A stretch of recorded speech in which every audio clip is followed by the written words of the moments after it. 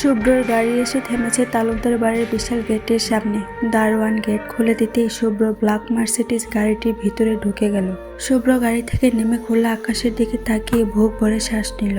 তারপর সারার হাত ধরে তাকে বের করলো আর রহিমকে বলে দিল কাজের কথা। রহিম সাথে সাথে কাজী সাহেবকে আনতে গেল। সারার মাথায় প্রচন্ড ব্যথা করছে। সারা সব জানলে এটা জানে না যে তাকে একেবারে জন্য নিয়ে এসেছে শুভ্র। শুভ্রর হাত ধরে বাড়ির ভিতরে ঢুকতে শুনতে পেল একটা বাচ্চার কান্নার শব্দ।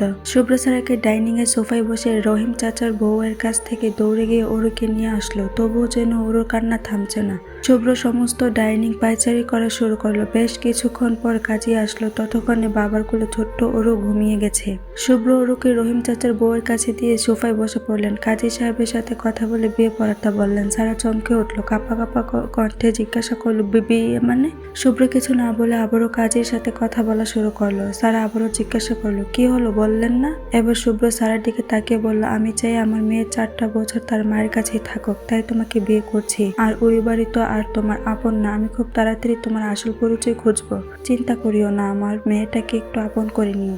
এটুকু হলে হবে, আর এটার জন্যই তোমাকে আনা। শুভ্র কথা শুনে সারার চোখ জলে ভরে উঠে। মাথা নিচু করে ফেলে চোখ থেকে গড়িয়ে পড়ে এক ফোঁটা নোনা জল। কাজী সাহেব বিয়ে পড়ান। 3 কবুলে আবদ্ধ হয়ে যায় 2টি প্রাণ। এখানে কি ভালোবাসা আছে নাকি শুধুই টাকার বিনিময়ে চুক্তি? কবুল বলে কাঁপা কাঁপা হাতে রেজিস্ট্রি পেপারে সিগনেচার করে দেয় সারা। সে কখনো ভাবেনি তার জীবনে এমন একটা দিন আসবে। অজানা একটা মানুষকে প্রথম দেখেই সে প্রথম দিনে তার জন্য চুক্তির বউ হয়ে যাওয়া। কাজে চলে গেল সব কাজ মিটিয়ে। টাকার বিনিময়ে সারার বয়স অল্প হলেও শুভ্র সেটা ঠিক করে দিয়েছে, কারণ সে চায় না পরে তাদের কোনো সমস্যা হোক।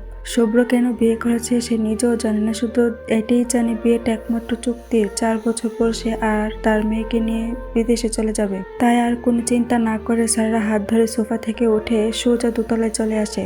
শুভ্র নিজের রুমে সারাকে নিয়ে এসে সারার হাতে একটা শপিং ব্যাগ দেয়। সারা খুলে দেখে তার ভিতরে একটা লং ফ্রক, হালকা গোলাপি রঙের সাথে ওড়নাও আছে। সারা শুভ্রের দিকে তাকাতেই শুভ্র বলে ওঠে, তুমি ফ্রেশ হয়ে নাও, আমি তোমার খাওয়ার ব্যবস্থা করতে বলি। দুপুরে তো না খেয়ে ঘুমিয়েছিলি শুনলাম, তাড়াতাড়ি যাও চেঞ্জ করে আসো। শুভ্র কথায় যেমন সারা লজ্জা পেল, তার চেয়ে বেশি কষ্ট হলো তার। সারা ওয়াশরুমে ঢুকে দরজা বন্ধ করে দিল। শুভ্র চলে গেল নিজের মেয়ের কাছে। সারা ওয়াশরুমের দরজার পিঠ ঘেঁষে দাঁড়িয়ে আছে আর ভাবছে আর কখনো ওই বাড়িতে যাওয়া হবে না। মামা বলেছিল আমার নাকি বাবা মা মারা গেছে, কিন্তু তারা তো আমাকে মেলে পেয়েছিল।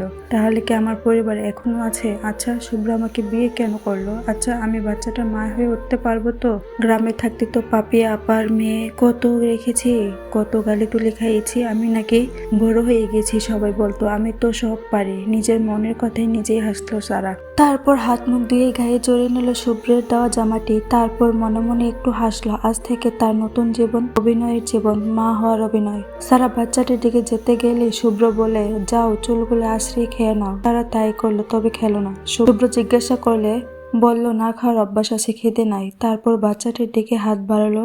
শুভ্র ওরুকে সারার কোলে দেয়। ছোট্ট 1 মাস বয়সের ওরু তখন ঢেপ ঢেপ করে সারার দিকে তাকিয়ে আছে। হঠাৎ মুচকি হেসে উঠলো। সারার সাথে সাথে ওরু হাসলো। শুভ্র সারার উদ্দেশ্যে বলল, আজ থেকে ও তোমার মেয়ে, তুমি ওর আম্মু, বুঝছো?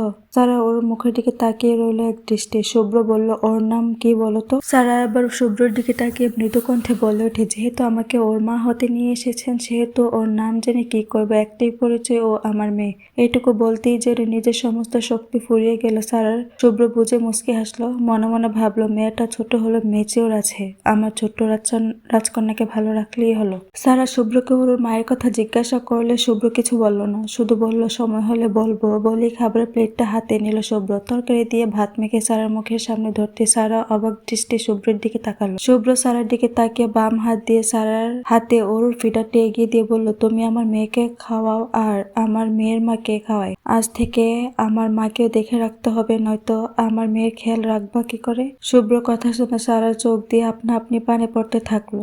শুভ্র সারার দিকে তাকিয়ে একটু গম্ভীর কণ্ঠে বলল, এই মেয়ে, শুধু কথাই পেচ পেচ করে কাঁদবা না, এটা বদ অভ্যাস। আমার মেয়েরও কিন্তু অভ্যাস হবে। এবার হা করো।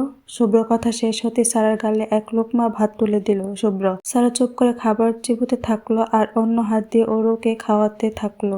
শুভ্র মুচকি হাসি দিয়ে বলল,